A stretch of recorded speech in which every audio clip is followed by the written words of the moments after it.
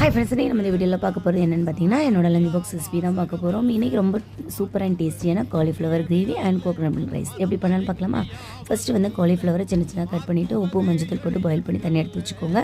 இப்போ பேனில் எண்ணெய் விட்டதுக்கப்புறமா 1 டீஸ்பூன் சோம்பு, 2 வெங்காயம் சின்ன சின்னதாக கட் பண்ணியிருக்கோம், அதையும் சேர்த்துட்டு 2 தக்காளி அதையும் சேர்த்து வதக்கிட்டு, ஒரு பச்சை மிளகா, ஒரு 5 முந்திரி இதையும் சேர்த்து நல்லா வதக்கிக்கோங்க. இதில் கொஞ்சமாக புதினா, கொஞ்சம் மல்லி இலை இதையும் சேர்த்து நல்லா வதக்கினதுக்கப்புறமா இதை ஒரு மிக்ஸி ஜாரில் மாற்றிட்டு நல்லா அரைச்சி எடுத்துக்கோங்க.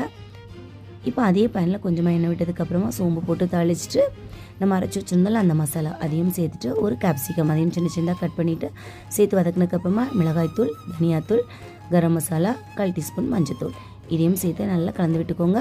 இப்போ நம்ம கொஞ்சமாக தண்ணி சேர்த்துக்கு நம்ம மிக்ஸி ஜார் அலசின தண்ணி கொஞ்சமாக சேர்த்துட்டு தேவையான அளவு உப்பு சேர்த்து நல்லா கலந்து விட்டதுக்கப்புறமா இப்போ நம்ம பாயில் பண்ணி வச்சுருக்க காலிஃப்ளவர் இதில் சேர்த்து இறக்கணுன்னா ரொம்பவே டேஸ்டியான காலிஃப்ளவர் கிரேவி ரெடியாக. கண்டிப்பாக ட்ரை பண்ணி பாருங்கள். அப்படியே என்னோட லஞ்சும் நான் பேக் பண்ணிட்டேன்.